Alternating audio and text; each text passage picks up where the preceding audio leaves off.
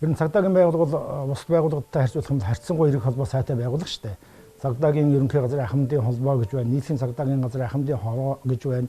Тэгээд байгууллага бүхэн ахмадын зөвлөлтөө ахмадуудаа мэдээж улам жил тусаа жил 2 удаа хүлээж авдаг, хүндэтгэл үзүүлдэг. За тэгэл түүхэд янз бүрийн тулгымц асуудал дээр ахмадуудаа дуудаж уулзаж зөвлөгөө авдаг, зөвлөмж авдаг. Энэ бүхэн бол бас ахмадын холбоо, залуучуудын холбоо сайн байна гэж ахмадууд бид нар үнэж бодож явдаг да. Цагдаагийн үеийн ахмадуудаа байнга анхаарал тавьж туслан дэмжлэг үзүүлдэг, ацагдал зовлонгийн хуваалцдаг, цагдаагийн байгууллагын газар гэлтсүүдийн удирдлагуудад мөн энэ өдөр талархал дэвшүүлэхэд таатай байна. Цагдаагийн байгууллагыг юугаар нь бий барахдаггүй гэхээр зэрэг цагдаагийн байгууллагт манай Монголын үеийн шилдэг залуучууд, шилдэг ахмадууд, шилдэг боловсон хүчнүүд одоо ажиллаж ирсэн.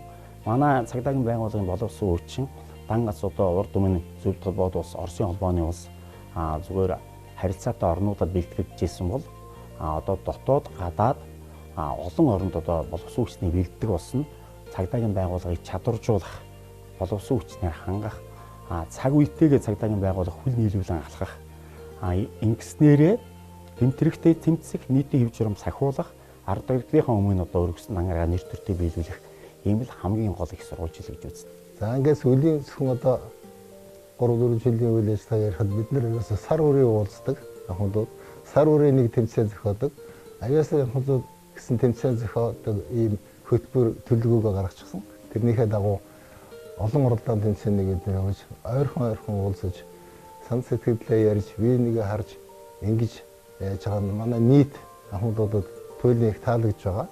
Зүгээр цаг үеийн байдлаас болоод коронавигоос болоод энэ жилийн арга хэмжээнүүд яахан тасалдлаа.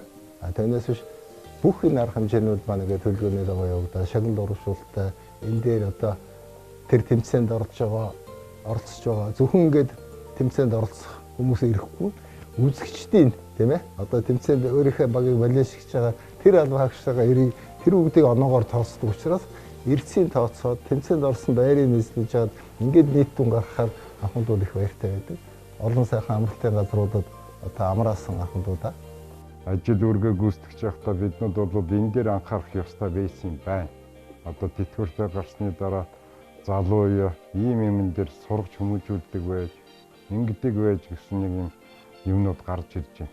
Тийм учраас ажил албан үргээ гүйцэтгэж байхдаа бид залуу үеийг хүмүүжүүлж, ажилд дадлагжуулж, туршлагажуулж, хүнтэй зөв соёлтой харьцах ийм юмн дээр их анхаарах юм байна гэдэг дээр ажиллагдаж байна. Цагдаа ба дотоодын цэргийн үе ахмадуудаа баярын мэндийг хүргье. Эрүүл энх сайн сайхан байж амар тайван уртудаа насхын өрөөлөг өргөн дэвшүүлье. За энэ жилийн энэ баяр бол манай цагдаагийн байгууллагын хувьд их онцлогтой.